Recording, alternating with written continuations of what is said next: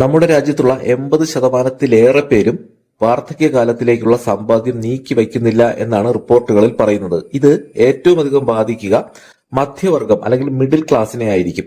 നിലവിൽ ജോലിക്കാരായ മിക്കവരും EMI അടച്ചാണ് ജീവിക്കുന്നതെന്നും ജീവിത ചെലവിന് പരിധി വെക്കുന്നില്ലെന്നും സർവേയിൽ പറയുന്നുണ്ട്. ജോലി നിർത്തിക്കഴിഞ്ഞാൽ 5-ൽ 4 പേർക്കും മറ്റു വരുമാന മാർഗമില്ല എന്നതാണ് യാഥാർത്ഥ്യം. ഇത് ഭാവിയിൽ റിട്ടയർമെന്റിന് ശേഷവും വലിയ പ്രശ്നമായി തീരാനുള്ള സാധ്യത വളരെ കൂടുതലാണ്.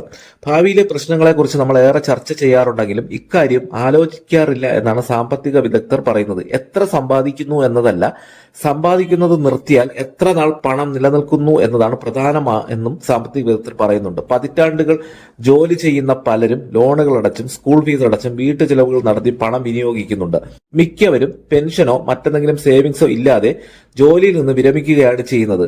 വീട്ടുവാടക, ഇന്റർനെറ്റ്, ഇൻഷുറൻസ് എന്നിവയെല്ലാം മധ്യവർഗത്തിന്റെ സാധാരണ ചെലവുകളാണ്.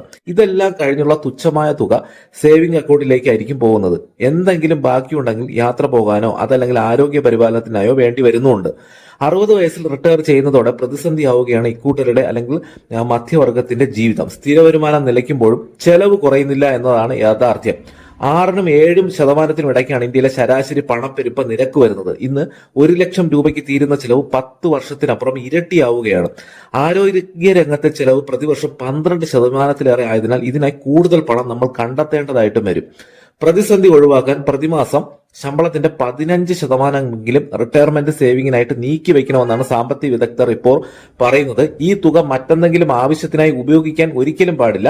റിട്ടയർമെന്റ് പ്ലാനിന് വേണ്ടി മാത്രമായിരിക്കണം ഈ തുക നീക്കി വെക്കേണ്ടത്. ദീർഘകാല നിക്ഷേപത്തിനായിട്ട് ഇക്വിറ്റി മ്യൂച്വൽ ഫണ്ടുകളെ നിങ്ങൾക്ക് ആശ്രയിക്കാം. അതുപോലെ തന്നെ PF അല്ലെങ്കിൽ പ്രോവിഡന്റ് ഫണ്ടിനെയും നമുക്ക് ആശ്രയിക്കാവുന്നതാണ്.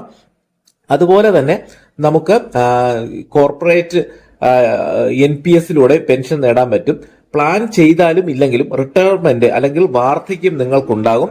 അപ്പോൾ പ്ലാൻ ഇല്ലെങ്കിൽ അത്ര സുഖകരമായിട്ട് നമുക്ക് ജീവിക്കാൻ പറ്റില്ല എന്ന് തന്നെയാണ് ഓർമ്മിക്കേണ്ടത്.